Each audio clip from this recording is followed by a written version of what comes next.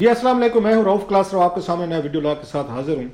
आज की जो बड़ी खबर है वो आर्मी चीफ की तरफ से या आप कह सकते ISPR की तरफ से कि फौजी अफसरान जो ये मुलविस थे जिनके बारे में कहा गया था कैप्टन सफदर साहब के वाक़े में जो FIR उन्होंने दर्ज करवाई थी या जाकर उन्होंने IG को उन्होंने आके किडनैप किया था और रात को उनसे आर्डर्स करवाया गया था, जो भी कंट्रोवर्सी आई थी आपके नॉलेज में, उस पर आज SPR ने अच्छी खासी एक अपनी उन्होंने रिपोर्ट उन्होंने रिलीज़ की, इंक्वायरी रिपोर्ट। हालांकि कहा जा रहा था कि शायद कि ये रिपोर्ट जो उसको दबा दिया जाएगा, बल्कि आमिर मतीन साहब जो है वो ये भी बता रहे थे, जो अगेन जो हमें नज़र भी आ रहा है कि उनकी खबर ये थी जो उन्होंने पिछले हफ्ते अपने शो में भी दी थी।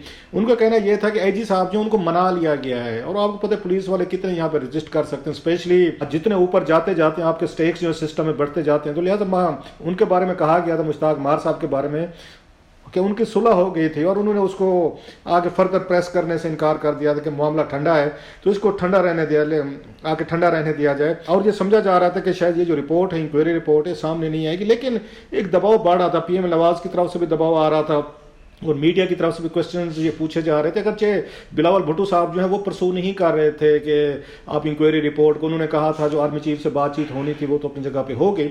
अब इसमें से ये दो चार चीज़ें बड़ी अहम हैं जो निकल रही हैं, सामने आ रही हैं। एक तो ये नवाज शरीफ साहब का ट्वीट है, वो ट्वीट शायद आपकी आंखों से गुजरा हो, आप उनको स्क्रीन पे भी देख रहे होंगे। उन्होंने इसको कवर अप करार दिया। उन्होंने कहा जनाब के छोटे अफसरान जो हैं आपने उनको तो सज़ा दे दिया या उनको बुला लिया गया है, और जो इसमें मेन प्लेयर हैं, बड़े लोग हैं, बड़े अफसरान हैं या कोई आर्मी के ऑफिशियल्स हैं या पॉलिटिशियंस हैं, उनको बचा लिया गया है। इंटरेस्टिंग जो चीज़ उसमें उन्होंने की है, जो है कि उन्होंने बदला लिया है उनसे, जना गफूर साहब से। आपको याद होगा जब वो DG ISPR थे तो 2016 की बात है, जब डान लीक्स आई थी तो उन्होंने जो आगे इंक्वायरी करवाई थी इसने नवाज शरीफ साहब ने, उस इंक्वायरी रिपोर्ट की जो फाइंडिंग थी तो उस वक्त ISPR ने उनको रिजेक्ट कर दिया था। बल्कि एक बड़ा अच्छा खासा उन्होंने आके लिखा था। उन्होंने गफूर साहब जो है DG ISPR थे और जनरल राहील शरीफ साहब और बाद में मेरा ख्याल है ये जनरल बाजवा साहब जो हैं आर्मी चीफ थे, तो उनके दौर में उन्होंने जो डान लीक्स की रिपोर्ट थी तो आर्मी ने उसको रिजेक्टेड करके उन्होंने कहा जनाब कि ये हमें रिपोर्ट जो है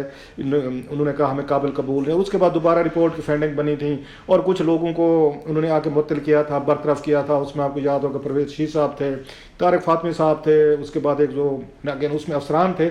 आज नवाज शरीफ साहब ने आज वही काम किया। उन्होंने इस रिपोर्ट को उठाया जो वहाँ से ISPR ने आज उन्होंने रिलीज़ किया और उन्होंने 5-6 साल बाद आगे एग्जैक्ट वही लफ्ज़ उन्होंने इस्तेमाल किए हैं जो उस वक्त जना गफूर साहब ने इस्तेमाल किए थे, पॉलिटिकल हुकूमत के ख़िलाफ़ किए थे। अगरचे ये और बात है, बाद में वो ट्वीट जो है उसको वापस ले लिया गया था और उस पर मतलब एक मादरत आप कह सकते हैं, मादरत खान रवैया उनकी तरफ से रखा गया था ISPR की तरफ से कि एक मुल्क के वज़ीर आज़म के ख़िलाफ़ जो है या उनकी तरफ से जारी करदा रिपोर्ट जो है आप इस तरह पब्लिकली उनको इंसल्ट नहीं करते, पब्लिकली आप उस पर ट्वीट नहीं करते। आज नवाज शरीफ साहब को वो टाइम मिला है, मौका मिला है। उन्होंने कराची इंसिडेंट पर जो उसकी ISPR की तरफ से रिलीज़ की गई इंक्वायरी रिपोर्ट है उसकी फाइंडिंग जो है, जिसमें बताया गया है कि अफसरान को कहा गया है कि उन्होंने शायद ज़्यादा जोश में आके, जज्बे में आके उन्होंने आगे एक्शन किया। अब उसमें ये नहीं बताया गया उसमें रिपोर्ट में कि वाकई उनको अगवा किया गया था, उनका एडमिशन जो है वो सामने नहीं आया। लेकिन इंक्वायरी की फाइंडिंग यही है, उससे पता चलता है कि जो कुछ कहा गया था वाकई ज़बरदस्ती IG से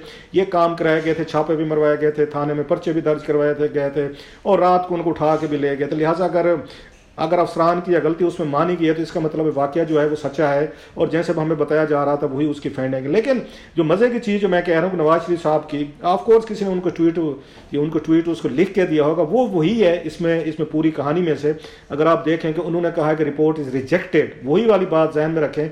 डान लीक्स वाली रिपोर्ट जो है जनरल गफूर साहब ने जो उस वक्त की आर्मी क़यादत ने इसको रिजेक्ट किया था। एक तो ये चीज़ है। अब दूसरा इसमें बड़ा अहम पहलू है जो ज़्यादा मेरा ख्याल है डेंजरस है और ज़्यादा इंपॉर्टेंट भी है कि इसमें कौन कौन से खिलाड़ी थे, प्लेयर थे जिन्होंने सारा काम करवाया था। IG साहब को उन्होंने उठवा लिया, पर्चा दर्ज करवाया, वो तो मान लिया कि आर्मी चीफ ने बड़ा एक्शन ले लिया है।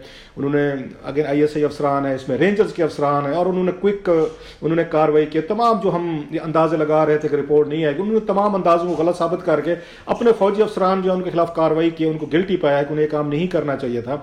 उनकी तरफ से तो कुर्बानी, ऑफ कोर्स इंस्टीट्यूशन तो ये समझेगा कि हमने कुर्बानी दी है और हमारे अफसरान ने गलत किया, उन्हें नहीं करना चाहिए था। और अब इसमें जो एक और चीज़ नज़र आ रही है जो मेरा ख्याल बड़ी ऑब्वियस है कि वो जो 2-3 अफसरान जो थे वो किसके कहने पे एक्ट कर रहे थे। अब ये बताया जा रहा है कि अवामी दबाव उन पे आ रहा था। ये बात मेरा ख्याल हजम नहीं हो रही जो इंक्वायरी रिपोर्ट में आई है सामने के। अवामी दबाव, किसी ने जाके उसके रेंजर्स के दफ्तर के बाहर मुजाहरे शुरू कर दिए थे, या उन्होंने ISI के वहाँ पे सेक्टर कमांडर थे या जो भी उसको ऑपरेट करते हैं उनके सामने जाके उनको टेलीफोन किया, कोई अर्जी डाली, कोई पिटीशन डाली, या उनको टेलीफोन किया गया, मैसेजेस किए गए, या कोई कंपेन चलाई गई कि जनाब कि इसमें रेंजर्स और उसमें ISI के जो अफसरान हैं तो ये सामने आए और इस पर कार्रवाई करें। किसने, मतलब कौन सा अवामी दबाव था, मुझे तो समझ नहीं आ रहा। और उनका इस दबाव से कोई तल्लुक बनता नहीं था। अगर दबाव आ रहा था सिंध हुकूमत पे आ रहा था, वो मुराद अली शाह साहब पे आ रहा था, सिंध की पुलिस पे आ रहा था, कैप्टन सफदर साहब ने जो वहाँ पे उन्होंने आके सारी वहाँ पे उन नारेबाजी की, या उन्होंने जो भी वहाँ पे आगे उखाड़ पुछाड़ की जो गुफ्तगू हुई वो सारी आप उनकी वीडियो आप उनकी देख भी चुके हैं, अभी भी देख रहे होंगे, स्क्रीन पे नजर आ रही होगी ये आपको। अब सवाल ये है कि अवामी जो दबाव है, जो मेरा ख्याल है, माई अंडरस्टैंडिंग इज, वो तो सिंध हुकूमत पे आ रहा था, वो तो सिंध की पुलिस पे आ रहा था, वो कोई ये ISI पे या उस पे रेंजर्स पे तो नहीं आ रहा था। ना कोई कह रहा था कि उस वक्त के ISI और रेंजर्स जो हैं ये जाएं और उनके खिलाफ पर्चे करें, मुकदमे करें, या उनको गिरफ्तार करें, या रात को 2 बजे उठवा लें। मेरा नहीं ख्याल कि अवामी दबाव वाली बात इस इंक्वायरी में दी गई। It's A cover up. जो नवाज शरीफ साहब बात कह रहे हैं वो बड़ी हद तक वो समझ में आने वाली बात है। इसमें जो रोल है, मेन रोल सियासी रोल है। अब उसमें हो सकता है कि उनका डोमेन ना हो, उनका आर्मी चीफ की इंक्वायरी का, या जिन लोगों ने की है उन्होंने सिर्फ अपने आप को मिलिट्री के अफेयर्स तक रखा है, उन्होंने आगे रेंजर्स के अफेयर्स तक रखा है, या उन्होंने ISI के अफेयर्स तक रखा है। वो फर्दर पॉलिटिकल साइड पे नहीं गए कि इन लोगों को, ये जो उसके ISI के थे या उसके रेंजर्स के थे, कि इनको किसने मजबूर किया। ये मेरा ख्याल है पॉलिटिकल इसमें रोल आता है, इसमें पॉलिटिशियंस आते हैं। अब उनका नाम कहीं पे नहीं है, इंक्वायरी में भी नहीं है। वो कह सकते हैं कि हमारा मैंडेट नहीं था, हमने अपने अफसरान को देखना था, हमारे अफसरान ने अगर गलत उसमें दबाव लिया, उन्होंने गलत किसी की उन्होंने एडवाइस लिया और उस पर एक्ट किया तो उन्हें नहीं करना चाहिए था, हमने अपने लोगों के खिलाफ कार्रवाई कर दी है, वो ठीक है। इसमें 2 बड़े कैरेक्टर आते हैं, वो बड़े इंपॉर्टेंट है। एक गवर्नर जो ये उसके सिंध के इमरान इस्माइल हैं, ये बड़े एक्टिव थे उस दिन। उनके टीवी इंटरव्यूज भी हैं जिसमें उन्होंने बताया है कि वो IG साहब को फ़ोन कर रहे थे और बाकी इदारों के साथ भी वो राब्ते में थे। और उनसे जब पूछा गया कि आपने, ये उनका नदीम मलिक साहब का इंटरव्यू था, जब उनसे पूछा गया कि आपने तो सिंध के चीफ मिनिस्टर को फ़ोन किया, तो उन्होंने कहा, इमरान इस्माइल ने कहा, नहीं जी मैंने सिंध के चीफ मिनिस्टर को फ़ोन नहीं किया, मैं इदारों से राब्ते में था। भाई आपको जो है पहले तो चीफ मिनिस्टर से बात करनी चाहिए थी, आपकी ज़ाती आना अपनी जगह पर सूबा चलाना है तो आपने उनके साथ कोऑर्डिनेशन तो रखनी है। इमरान इस्माइल साहब को कोई पता नहीं, वो इंटरव्यूज़ भी देते रहे, बताते रहे कि मैं फलां से राब्ते में था। इस इंक्वायरी रिपोर्ट में बिल्कुल उन्होंने उसमें अवामी दबाव शायद यही था, ये गवर्नर साहब का हम ये कह सकते हैं कि अवामी दबाव उनकी तरफ से आ रहा था। दूसरा जो बड़ा है वो बड़ा इंटरेस्टिंग है, वो है इस अली जैदी साहब, वो जो विफाकी वजीर हैं, उनके कुछ ट्वीट्स जो हैं वो पिछले वो बड़े उनके अहम है। अगर सबसे ज्यादा उस दिन कोई एक्टिव था और जो दबाव डाल रहा था, बिल्कुल वो बातें भी कर रहे थे और वो मतलब संभाले नहीं जा रहे थे, उनका नाम भी गायब है, वो अली जैदी साहब हैं। अली जैदी साहब का उन्होंने काम किया कि कैद आज़म साहब की उनकी फैमिली के साथ पिक्चर शेयर की और ट्वीट किया उन्होंने उसमें लिखा कि जनाब मुझे एक ओथ दिया गया, मैंने आके ओथ लिया है। और उन्होंने कहा जनाब के सर ये जो लोग आए हैं बड़े बदतमीज़ थे, रूड थे, इन्होंने आपके साथ बदतमीज़ी की, रेफरिंग टू ये कैप्टन सफदर एंड मरियम वगैरह, इन्होंने आपके डिसरिस्पेक्ट किए और आप हमारी पूरी कौम के बाबा हैं और इन तमाम लोगों के खिलाफ कार्रवाई होगी। कार्रवाई से मुराद होगी, वो लिखते हैं they must be brought to justice, कि इनके खिलाफ जस्टिस होना चाहिए और हम इनको क्लाउन जो हैं, इनको जो लाइंस ऑफ एंड एथिक्स हैं, हम इनको क्रॉस नहीं करने देंगे। अनफ, उन्होंने कहा इनफ काफ़ी हो गया, ये उनकी तरफ से ट्वीट आया।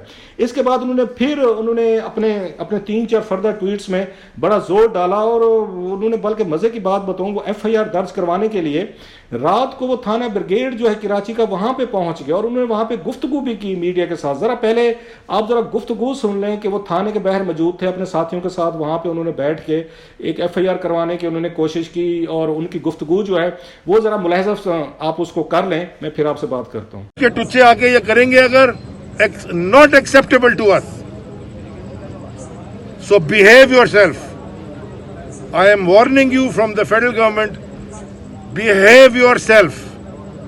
जलसा करें, जो मर्जी आपने नारे लगाए, पूरे सिंध से बसें भर के लाएं, वो वैसे ही जा रहे हैं आपकी तकरीर से पहले ही। वो आप जाने, आपकी एडमिनिस्ट्रेशन जाने, आपका जलसा जाने, आपकी पार्टी जाने। ये कोई टॉलरेट नहीं करेगा जिन्ना साहब के मज़ार के ऊपर जाके इस तरह की हुल्लड़बाजी। आई होप कि ये लाउड एंड क्लियर मैसेज चला जाए मेरा। थैंक यू जी। आपने उनकी गुफ्तगू सुन ली, उसमें बड़ा क्लियर है। अब इसमें पार्टीज कौन बन रहे हैं, इसमें पार्टीज जो बन रहे हैं उसमें PTI बड़ी क्लियरली ये तौर पर सामने नज़र आ रहे हैं। गवर्नर इस्माइल भी नज़र आ रहे हैं और साथ में आपको ये अली जैदी साहब भी नज़र आ रहे हैं और उसको परसू भी कर रहे हैं, उन्हें ट्वीट्स भी किए। ये तो अपनी जगह पे होगी। अब उनके नाम गायब हैं। वो जो कवर अप की बात कर रहे हैं नवाज शरीफ साहब, वो हो सकते हैं अपने फौजी अफसरान की तरफ उनका इशारा हो, लेकिन एक कवर अप इधर भी किया गया। इंक्वायरी में जिक्र होना चाहिए था जनाब कि ये लोग थे जिन्होंने प्रेशराइज किया था कि रात को बंदे उठवा लो, फलां उठा लो। उनके अगेन उनके नाम हमें किसी के नज़र नहीं आ रहे कि वो ABCD वो लोग कौन थे। अब लास्टली जो बड़ी एक उसकी अहम चीज़ है वो कहने वाली कि आर्मी चीफ साहब ने तो बड़ा एक्शन लिया है, लेकिन प्राइम मिनिस्टर पाकिस्तान इमरान खान साहब हैं, जब उन्होंने, आपको याद होगा, साबिर शाकिर साहब और गुलाम हुसैन साहब के साथ उन्होंने इंटरव्यू किया था, उसमें जब उनसे ये सवाल किया गया तो उन्होंने तो मजाक में उड़ा दिया। उन्होंने ये तो कॉमेडी है, ड्रामा है, ये तो किस काबिल नहीं है कि इस पर कोई इंक्वायरी होनी चाहिए। वो उस पर विजिबली खुश नहीं थे वो इमरान खान साहब। शायद उन्हें पता होगा कि मेरे कुछ लोग जो हैं वो वाकई कुछ अगेन अब इस मामले में FIR में वो उठवाने में कोई या IG में कुछ ना कुछ किसी ने का रोल होगा। सो उन्होंने इसकी इंपॉर्टेंस बड़ी कम करने की कोशिश की थी इमरान खान साहब, बल्कि मजाक में उड़ा दिया था कि ये तो ड्रामा था, कॉमेडी थी। तो मतलब ये था कि आपको आर्मी चीफ को इस पर ज्यादा एक्शन लेने की जरूरत नहीं थी, ना बिलावल को टेलीफोन करने की ये जरूरत थी, ना उन्हें बैठ कर इस पर कोई इंक्वायरी ऑर्डर करने की थी। तो उन्होंने अपने तय इसको लेसन करने की कोशिश की। अब सवाल यह है कि आर्मी चीफ की इंक्वायरी सामने आ गई है, आर्मी चीफ कह रहे हैं कि वाकई वाकया हुआ है, इस गलत हुआ है, मेरे अफसरान उसमें मुलव्वस है, उनके खिलाफ कार्रवाई होगी। मुल्क का प्राइम मिनिस्टर कहते हैं ये ड्रामा था, फेक था, कोई ऐसी कॉमेडी नहीं थी। अब मुझे समझ नहीं आ रही टू हुम वी शुड ये बिलीव। क्या उसमें मुल्क के प्राइम मिनिस्टर पे हमें बात को यकीन करना चाहिए कि कोई IG अगवा नहीं हुआ, कोई ऐसी गलत हरकत नहीं की गई, कोई इदारे इस्तेमाल नहीं किए, या हमें आर्मी चीफ के ने जो आज उन्होंने एक्शन लिया है अपने लोगों के खिलाफ, हमें उस पर बिलीव करना चाहिए कि उन्होंने ना सिर्फ उस पर बिलीव किया, पूरी स्टोरी पे जो उस पर वो आ रही थी इंक्वायरी के बाद स्टैब्लिश भी हो गए। सो ये दो इंस्टीट्यूशन जो हमें बताया जाता है ना 1 पेज वाली स्टोरी, वो ये पहली दफ़ा नहीं हो रहा कि 1 पेज की स्टोरी जो है वो थोड़ी सी हमें आके डिफरेंट पेजेस पे लग रही है कि आर्मी चीफ की प्रायोरिटीज या उनकी कॉल्स या उनका इस पर एक्शन लेना वो डिफरेंट है, और वजीर आजम साहब बिल्कुल चुप हैं। अब बहुत सारे लोग जो है वो ये सवालात भी उठा रहे कि भाई साहब आर्मी के अफसरान के खिलाफ तो कार्रवाई होनी चाहिए थी, तो सियासी ये जो लोग हैं इनके खिलाफ कार्रवाई क्यों होगी जिनकी ये बाकायदा मानते भी रहे हैं, उस दिन ये दबाव भी डाल रहे थे। मैं समझता हूँ इनकी बेवकूफ़ी थी। अवाम का गुस्सा एंगर जो है वो आ रहा था कराची पुलिस के खिलाफ आ रहा था, सिंध हुकूमत के खिलाफ आ रहा था। इसमें अली जैदी साहब और गवर्नर ये इस्माइल साहब जो है उन्होंने अपने नंबर टांकने के चक्कर में सारे का सारा मलबा जो आके कैप्टन सफदर पे गिरना था, मरियम नवाज साहबा पे गिरना था, उनके हामियों पे गिरना था, इन्होंने अपने ऊपर गिराया। वो कहते हैं उड़ता वो जो ना उसको परिंदा पकड़ लेने वाला हिसाब है, तो इन्होंने वही काम किया कि उड़ता परिंदा जो है ना उसको पकड़ के जेब में डाल लिया कि नहीं जनाब तोपों का और उनका तीरों का रुख ना हमारी तरफ होना चाहिए। ये सबसे बड़ा डिजास्टर था। अगर ये चुप रहते, अगर ये एक्टिव ना होते, अपनी तरफ से कौम को, लोगों को, मीडिया को एंकर का इजहार करने देते, ज्यादा ज्यादा मुजम्मत कर देते कि हम इस एक्शन की कंडेमनेशन करते हैं। ये तो बकायदा FIR दर्ज करवाने पहुंच गए। कराची में आपके 2 करोड़ के लोग हैं और लोग थे, उनको मौका दें या उन्होंने कोई उस पर जो एक्टिविटी दिखे। अब चुप हैं। अब ये रिपोर्ट जो आई है सामने, अली जैदी साहब का भी ट्विटर खामोश है, उसके बाद गवर्नर इस्माइल साहब भी कहीं नजर नहीं आ रहे। तो मेरा ये ख्याल है कि एक दफा फिर ये जो उसमें मेन प्लेयर थे उनका कहीं जिक्र नहीं। इमरान खान साहब डेफिनेटली वो गवर्नर इस्माइल खान साहब हूँ या अली जैदी साहब हूँ ना, उनके खिलाफ वो कार्रवाई की उनके जहन में कोई है ना वो करेंगे। उसकी वजह बड़ी, उसकी सिंपल सी मैं आपको बता रहा हूँ कि वजह बड़ी उसकी क्लियर है कि वो तो ड्रामा समझते हैं। वो तो इस बात को मानते नहीं है कि ये इस तरह का वाकया हुआ है, और अपनी टीम को उनका ये ख्याल है, हालांकि उनकी टीम ने ब्लंडर मारा है, डिजास्टर किया, डिबैकल किया है कि इन्होंने अली जैदी साहब हूँ या उनके साथ गवर्नर इस्माइल साहब हूँ, इन्होंने अगर देखा जो सारा मलबा जो है जो उन पे गिरना था अपने में ले आए। इमरान खान साहब को इस पे कार्रवाई करनी चाहिए थी अपने इन दोनों के खिलाफ। भाई साहब आपने कैसे सारा ये मैस मचाया और सारी चीजें हमारे गले में पड़ गई, और वो चुपके से सारे मजलूम भी बन गए हैं, कैप्टन सफदर साहब भी मजलूम बन गए, मरियम साहब भी बन गई हैं, और वो इन आके तमाम लोगों के मुंह पे वो कहते हैं ना थोड़ा सी उस पर पेंट माल के वो निकल गए हैं, और ये चोर बन के अपने आप को डिफेंड करते फिर रहे हैं। अब इन्हें समझ नहीं आती। बहरहाल ये बात तय है कि वहां से आर्मी ने एक्शन ले लिया है, उन्होंने अपना बड़ा स्टेप ले लिया है। फिर भी नवाज शरीफ साहब ने जाते जाते, जैसे मैंने कहा, उन्होंने 5-6 साल पुराना अपना बदला भी ले लिया है। और खान साहब इसको ड्रामा समझते थे, आर्मी इसको ड्रामा नहीं समझती, उन्होंने एक्शन ले लिया है, तो खान साहब ने एक्शन इसमें नहीं लेना। आने वाले दिनों में आपको महसूस होगा ये जो थोड़ा सा डिफरेंसेस हैं हमें नज़र आ रहे हैं, या उसमें पॉलिसीज़ में, फैसलों में, ये थोड़े से हमें थोड़े से वाइडन होते नज़र आ रहे हैं। 1 पेज वाली कहानी जो है ना वो हमें कुछ लोगों को मेरा ख्याल हजम हो अगर नहीं हो रही। बहरहाल ये देखते हैं कि अभी ये वाक़यात तो हो रहे हैं, आने वाले दिनों में दोनों साइड जो अपने आप को कैसे इसको ब्रिज करते हैं। बहरहाल अली जैदी साहब और गवर्नर इस्माइल को मुबारक हो कि वो बच गए हैं, और फौजी अफसरान जो जिनके साथ बहुत सारे लोग कहते हैं राब्ते में थे, उन पर दबाव डाले जा रहे थे, तो उनकी कुर्बानी तो आर्मी ने दे दी है। हमारे सियासतदान जो है ना एक दफ़ा फिर बच गए हैं वो।